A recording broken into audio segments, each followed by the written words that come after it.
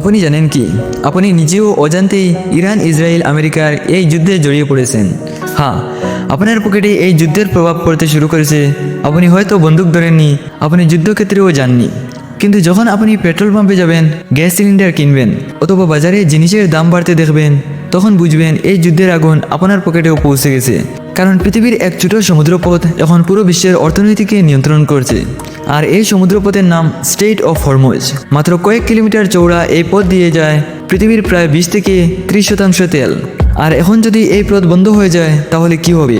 পৃথিবীর অর্থনীতি কেঁপে উঠবে, তেলের দাম আকাশ ছুবে, আর তার প্রভাব পড়বে সরাসরি আপনার পকেটে। আজকের ভিডিওটিতে আমরা জানাবো কেন এই ছোট সমুদ্রপথকে বলা হয় বিশ্বের অর্থনীতির গলা, এবং কেন এটাকে ঘিরে বেড়েছে নতুন যুদ্ধের আশঙ্কা। স্ট্রেইট অফ হরমুজ আসলে কি?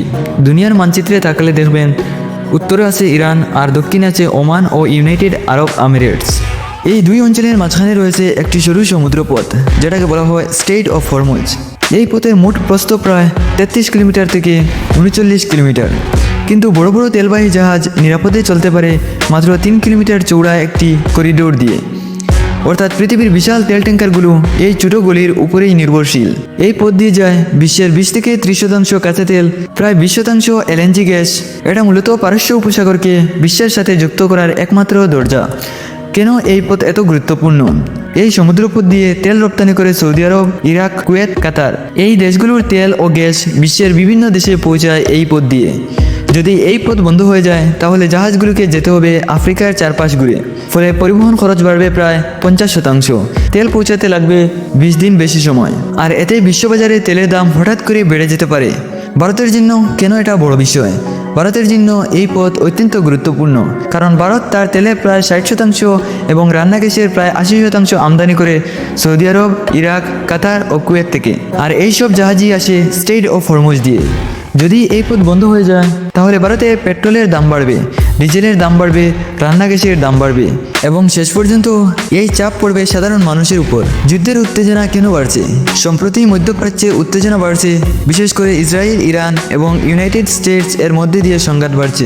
এই সমুদ্রপথ নিয়ে নতুন করে আলোচনা শুরু হয়েছে। বিশেষজ্ঞদের মতে যদি এই সংঘাত আরও বাড়ে তাহলে স্ট্রেইট অফ হরমুজ হয়ে উঠতে পারে পুরো যুদ্ধের কেন্দ্রবিন্দু। কারণ এই পথ বন্ধ করে দিলে বিশ্বের তেল সরবরাহে বড় ধাক্কা লাগবে। ভারতের সামনে নতুন চ্যালেঞ্জ। ভারত সবসময় চেষ্টা করে সব দেশের সাথে সম্পর্ক ভালো রাখতে।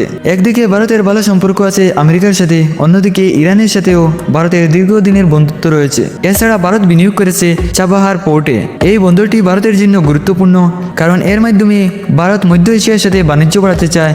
কিন্তু যদি যুদ্ধ বাড়ে তাহলে এই প্রকল্প সমস্যায় পড়তে পারে। সাধারণ মানুষের উপর কী প্রভাব পড়বে?